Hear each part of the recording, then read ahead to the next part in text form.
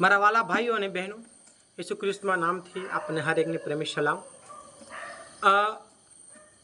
આજે આપણે વિડીયોના માધ્યમથી જાણીશું અને શીખીશું કે આપણો તારણહાર કોણ છે. એના વિષયમાં આપણે વિડીયોના માધ્યમથી આપણે આજે શીખીશું. તો મારા પ્રિય ભાઈઓ અને બહેનો, આપણે જોઈએ છીએ અત્યારના વાતાવરણમાં કે બહુ બધા માણસો ભગવાનને, પરમેશ્વરને પેડ અને પૌધામાં, પ્રાણીઓમાં એ લોકો એમને શોધે છે. એ લોકો એમના પાછળ જાય છે, એમની આરાધના કરે છે. પણ જે આપણો તારણહાર છે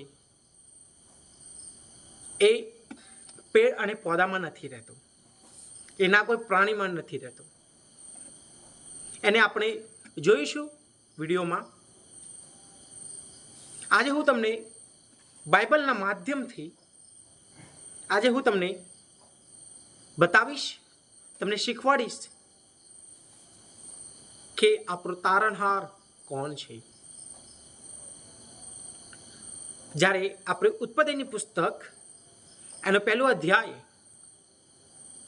આપણે વાંચીએ છીએ તો ત્યાં લખ્યું છે કે પરમેશ્વરે આકાશ અને પૃથ્વી બનાવ્યું અને બહુ બધા જીવજંતુ, તારાગણ, પ્રાણી, પેડ અને પૌધા, હર એક વસ્તુ પરમેશ્વરે બનાવ્યું. એના પછી પરમેશ્વરે ઉત્પત્તિની પુસ્તક એનો પહેલો અધ્યાય અને 26માં લખે છે કે પરમેશ્વરે એમને એમના સ્વરૂપના અનુસાર એક માણસને પણ બનાવ્યું, જેનું નામ હતું આદમ. જ્યારે પરમેશ્વરે આદમને બનાવ્યો અને પ્રાણી અને આદમને એક વાટિકા બનાવી હતી, એ વાટિકામાં રાખ્યા અને આદમને પરમેશ્વરે કહ્યું આ બધા જ પ્રાણીનું નામ રાખ. ત્યારે આદમે એ બધા જ પ્રાણીનું નામ રાખ્યું. ત્યારે પરમેશ્વરે જોયું કે બધાની સાથે, બધાની જોડે એક એક જોડી છે, પણ આદમ એકલો છે. તો પરમેશ્વરે કહ્યું કે આપણે આદમ માટે પણ એક સાથીદાર બનાવીશું. ત્યારે પરમેશ્વરે આદમને લઈને એના ગહેરી નીંદમાં નાખી દીધો અને એની પસલી લઈને એમાંથી પરમેશ્વરે હવાને બનાવી અને બંનેને આદમની વાટિકામાં રાખ્યા.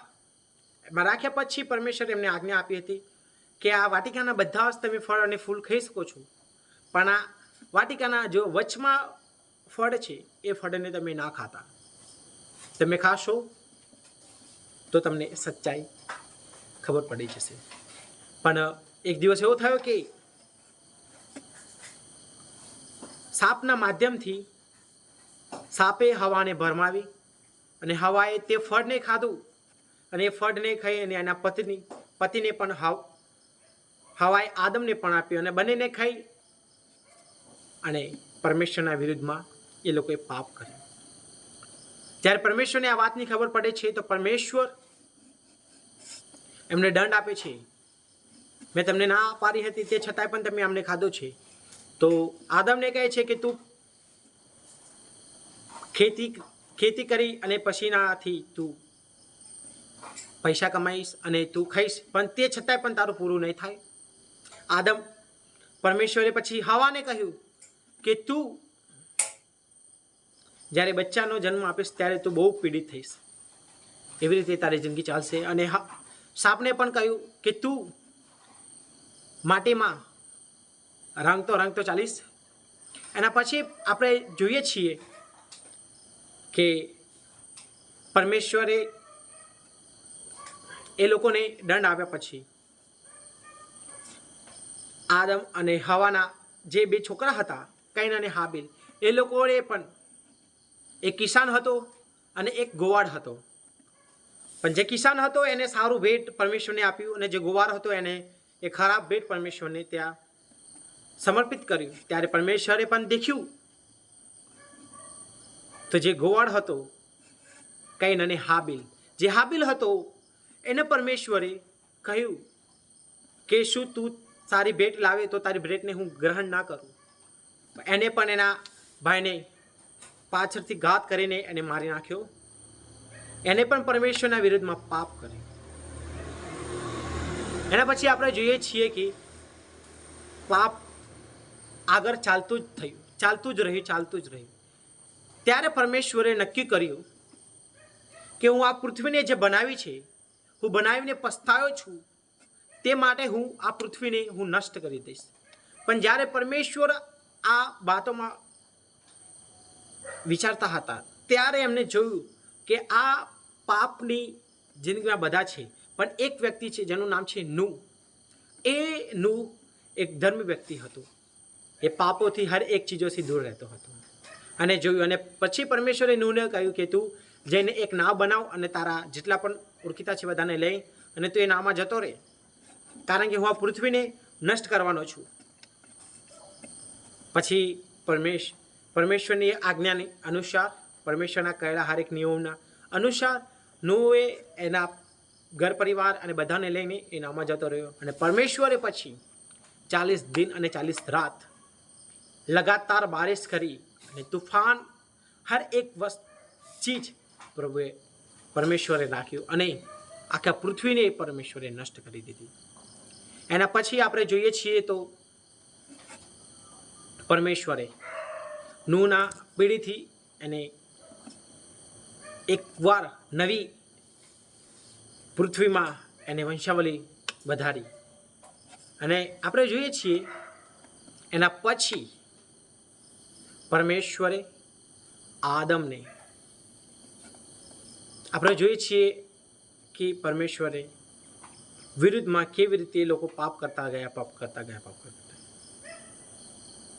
પણ જ્યારે આપણે નૂહના જીવનમાં જોઈએ છીએ તો ત્યારે આપણને ખબર પડે છે કે નૂહ એક ધર્મ વ્યક્તિ હતો અને એના પીઢીથી પરમેશ્વરે ફરીથી એક નવું સૃષ્ટિ બનાવી. નવું પરમેશ્વરે સંતાનને બધાને ઉપયોગ કર્યા અને પરમેશ્વરે એ લોકોને આગળ વધાર્યા. એના પછી આપણે જોઈએ છીએ કે અબ્રાહમના બારામાં, અબ્રાહમને પરમેશ્વરે બોલાવ્યો અને એમને કહ્યું કે હું તને એક દેશમાં લઈ જઈશ અને હું તને આશીષનો વારિસ બનાવીશ અને હું તારા દીકરાને પણ આશીષ આપીશ અને તું આશીષનું મૂલ્ય પિતા કહેવાશે. પરમેશ્વરે આ વાદો, આ પ્રોમિસ તો અબ્રાહમને આપ્યું, પણ બહુ બધા વર્ષ થઈ ગયા તે છતાંય પણ અબ્રાહમને કંઈ સંતાન ન હતું. પણ જે પરમેશ્વરે પ્રોમિસ આપ્યું હતું, જે પરમેશ્વરે વાચો આપ્યો હતો એ વાચો પરમેશ્વરે પૂરો કર્યો. એના પછી પરમેશ્વરે એને ઈસહાક આપ્યો. ઈસહાકના પછી આગળ પેઢી વધતી ગઈ અને આશીષ પણ લોકો થતા ગયા. એના પછી ઈસહાકના પછી યાકૂબ. યાકૂબના પછી આપણે જોઈએ છીએ તો પરમેશ્વરે આપણે યાકૂબના પછી જોઈએ છીએ કે પરમેશ્વરે પછી લોકોને કહેતા ગયા તે છતાંય પણ लोग ना माने. हम देखेंगे याकूब से, परमेश्वर ने याकूब से उसके 12 पुत्र को विभाजित, 12 पुत्र को परमेश्वर ने चुना और उसके बाद हम देखेंगे 12 पुत्रों को चुना, उसमें से यूसुफ भी था और यूसुफ को बेच डाला और बेच डालने के बाद वो लोग मिस्र में यूसुफ को बेच डाला और बेचने के बाद वहाँ पर 40 साल तक अकाल पड़ा और उनका पूरा परिवार, याकूब का पूरा परिवार नहीं,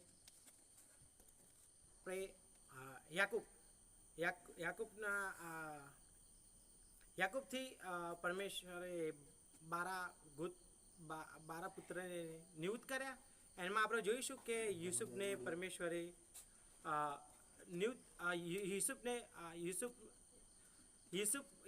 યુસુફના એના ભાઈઓને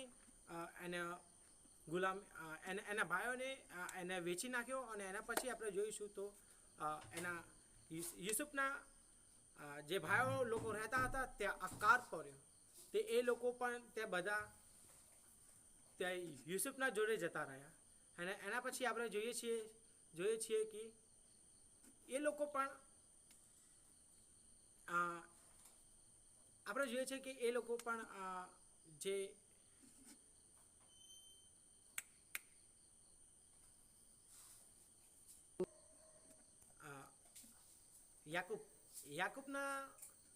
યાકૂબથી પછી પરમેશ્વરે 12 ગોત્રોને યુદ્ધ કર્યા. એના પછી આપણે જોઈએ છીએ કે યુસુફને મિસ્રમાં એમને વેચી દીધો, અને વેચી દીધા પછી ત્યાં યાકૂબના જે ભાઈ લોકો હતા ત્યાં આકાર પડ્યો. એના પછી એમના ભાઈ લોકો પણ યુસુફના જોડે જતા રહ્યા. એના પછી આપણે દેખીએ છીએ તો ત્યાં એ લોકો 400 સાલ તક એ લોકો ત્યાં ગુલામીમાં રહ્યા. અને એના પછી પરમેશ્વરે મૂસાને ચૂની લીધો, અને મૂસાને ચૂની લીધા પછી પરમેશ્વરે મૂસાના માધ્યમથી એ લોકોને 400 સાલ વર્ષ પછી એ લોકોને પરમેશ્વરે મિસ્રમાંથી એ લોકોને બહાર નીકાળ્યા, અને લાલ સમુદ્ર પાર કરીને પરમેશ્વરે એ લોકોને જે વાયદો આપ્યો હતો કનાન દેશમાં લઈ જવા માટે, પછી પરમેશ્વરે એ લોકો ત્યાં કનાન દેશમાં લઈ જાય. અને એના પછી એ લોકોએ પણ પરમેશ્વરના વચનોને જે પરમેશ્વરે કહ્યું હતું એ લોકોએ પણ પરમેશ્વરના વચનને ના માન્યું, અને એ લોકોએ પણ પરમેશ્વરના વિરુદ્ધમાં કામ કર્યું. અને એના પછી આપણે જોઈએ છીએ ન્યાયોના વિષયમાં આપણે બહુ બધી વાતો પણ શીખીશું એના બીજા વિડીયોમાં. God bless you.